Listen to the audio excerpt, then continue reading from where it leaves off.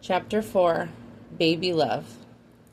Lindy finally made it to the best part of her day. It was close to midnight, and she sat in a comfy chair by her bed feeding Max. The 7-pound wonder was her whole world now. The news channel murmured in the background, completely ignored as she stared down at her cherub-cheeked son. His sucking had slowed down, so she was sure he was about to fall asleep soon. Even a year ago, if someone had told her one day she'd not only be a mom but breastfeeding, Lindy would have laughed them out of the room. Having children was something she just assumed would happen one day, but she assumed it would be under better circumstances, like being married to a man that genuinely cared about her and wanted a family. Who knew something that sounded so simple would be so hard to achieve? When she looked at Max in the quiet times like this, her overwhelming love was always shadowed by a pang of guilt. He deserved a better father than Will. At 7 months, she'd gone into premature labor. It was the scariest thing that had ever happened to her. Going in and out of consciousness, opening her eyes to see only strangers' faces. For a while, she wasn't sure if he was going to make it. Seeing his small body in an incubator hooked up to so many tubes, she couldn't even hold him. The memory of it would close her throat if she held on too long. Max pulled through it, though. Lindy thanked God every day for her miracle and promised to do whatever she could to give him the best life possible. Now that he was asleep, Lindy pulled him away from her breast and pulled the bra cup back into place. Gently, she held him over her shoulder, softly patting his back the way the nurse showed her.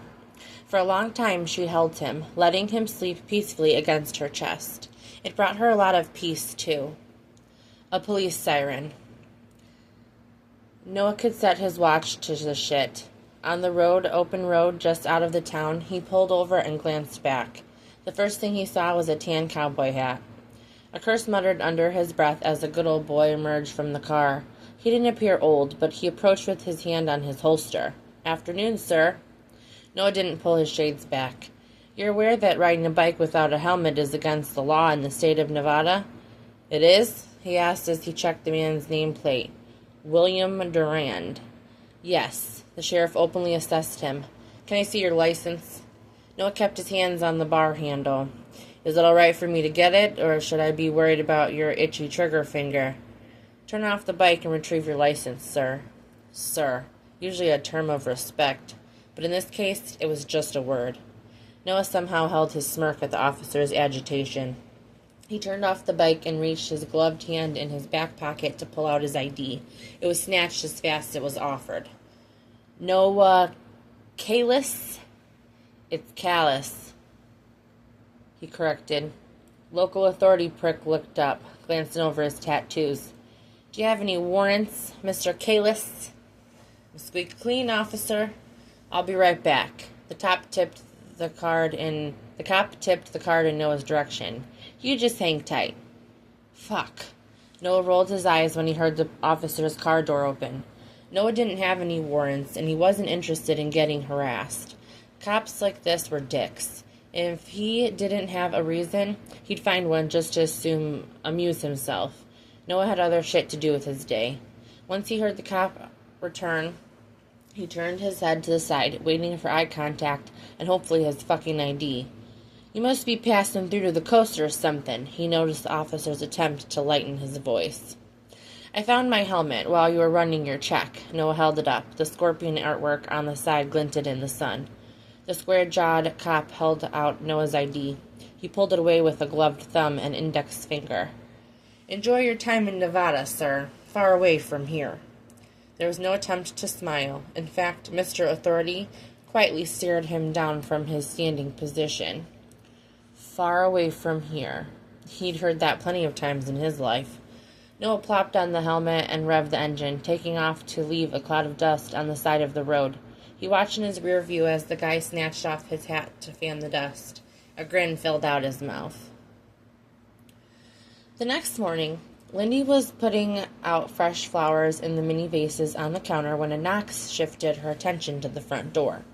Noah was standing outside the glass door, his large body practically filling it.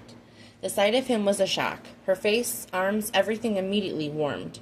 He pointed to the neon sign just as she opened her mouth. He'd come back. She stared at him with the thought ringing in her head until she realized he gestured to ask if she was open. She nodded to him to answer. Today he was still in black, but wearing a questionable t-shirt with fire lettering across the top. The jeans were still black, fitted. God, were they fitted. "Good morning," she said brightly as he closed the door behind himself. "Morning." Lindy actually felt goosebumps along her arms as he approached. The counter separated them, but it might as well not have. She took a breath before speaking. "What are you still doing here? You really know how to make a man feel welcome." He made a face as he sat at the same stool he used the previous day. Lindy shook her head, glancing at the lone braid that coned around his ear. "You know what I mean." The ends of his hair were wet, not enough to drip, but still wanted to lean forward and touch it. "I'm not supposed to be here even after you tipped me off about a place to stay." He squinted at her, and she wanted to tell him he looked like a pirate, a really hot one. Then she considered his words. "Wait, you went to Lil Apple?" His arms stretched out. "That's what you told me to do." "It was a suggestion." "What the hell, Lindy? Is it haunted or something?" He was teasing her, and she had to bite her laughter. No. She quickly tried to recall any stories. "No," she said again, holding her finger against her lips. "I just didn't think... Would you like a coffee?" "Yes." "Cream and sugar?" She turned her back to him. No one needed to see her out of her uniform. He needed it. A lot. "Thank you for the rose." Her voice was very soft, barely heard above the percolator. She turned back to face him, and her smile was just as soft. It was sweet. Noah tried to recall in his mind at a time anyone ever said anything he did was sweet, and quickly came up empty. It was supposed to be a desert rose. He watched as she grabbed a mug and set it in front of them. "That's you." "No." She grabbed the coffee pot and filled his mug a third of the way up. "That's not me." Noah didn't try to argue with her, watching as she bit her lip. Small bags were under her eyes. He assumed it was from a night of bad sleep or no sleep. He could relate. They really should try to help each other out with that. "Jeff's the only one that can touch the stove. We'll be okay with leftovers again?" "More than okay." Bacon, eggs, and waffles were in front of him 5 minutes later. The smell alone wet his tongue. "Here you go." "You ate already this morning?" he asked. "What?" "Did you eat already?" he repeated. Lindy tugged at her ear. "I'll get something." Noah picked up his fork. "Grab a plate. Split this with me." "No, I can't eat your food. You're a customer." "Is this place open yet?" he asked. "No." "Then I'm not a customer." "Noah." He liked the sound of his name on her lips. It wasn't going to be the last time she said it. "Just one waffle and a few eggs," she said in defeat before adding, "I'll get you Raised brows cut her off. She pulled out an extra plate and was quiet as he split the egg and waffle. "You're sure it's a no on the bacon?" he asked. "Yes," she answered with a smile. It was the first time he noticed it, the sadness behind her eyes. It was like a jolt and an anvil hitting him at once. He knew that look. Only someone who had seen more than their share of pain had it. "What is it with the scorpion tattoo?" she asked, gesturing towards his hands. The question caught him off guard. "Nickname," he answered quickly, steadily watching her eat. It just stuck. "Your nickname is Scorpion?" "Scorpio." "Scorpio?" she repeated with raised brows.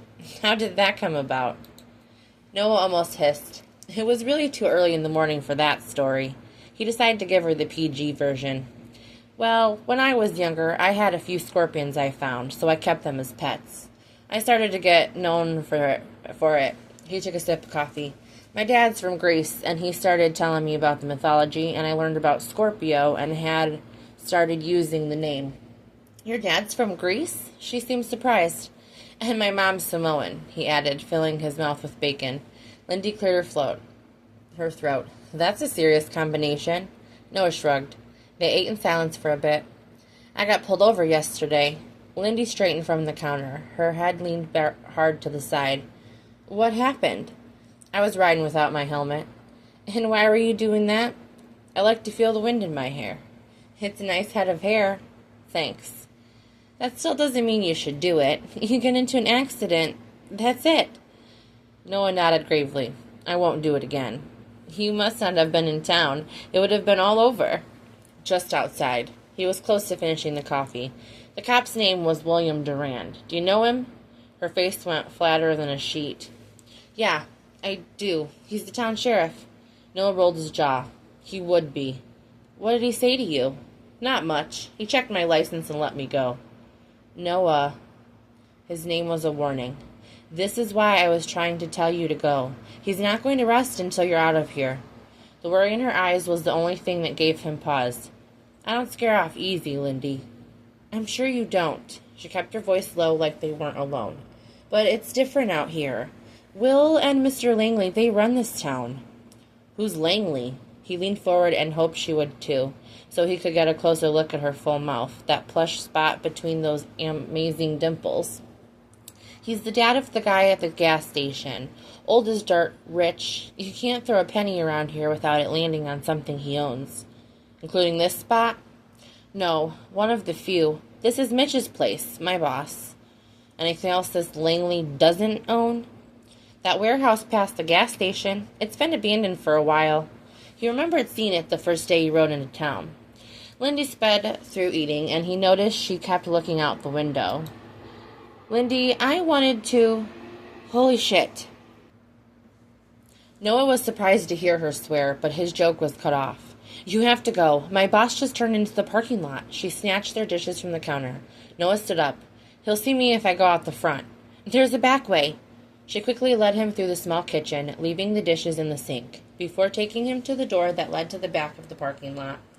The diner still wasn't officially open, and he didn't want her to get into trouble. Noah turned on the asphalt to face her as she was about to shut the door, whispering, I want to see you again, Lindy. She stared down at him. Panic rushed her words. No, you don't. I have a baby. Figured those diapers were for somebody, he said as she was about to shut the door the second time. Is it okay for me to come back? He asked quickly. Her eyes squinted, then she looked down at his boots before glancing behind her. I don't work tomorrow, she whispered, but I'll be here Sunday morning.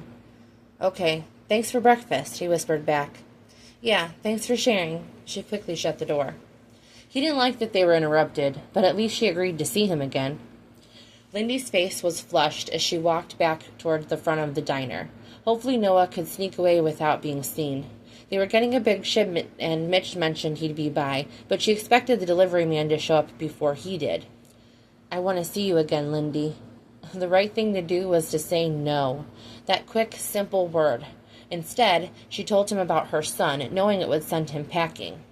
Is it okay for me to come back? It wasn't. But Lindy's heart spoke up instead of her head, as if it hadn't gotten her in enough trouble already. Morning, sir. The rest of her thoughts cut off as Mitch came through the front door in a deep purple silk shirt.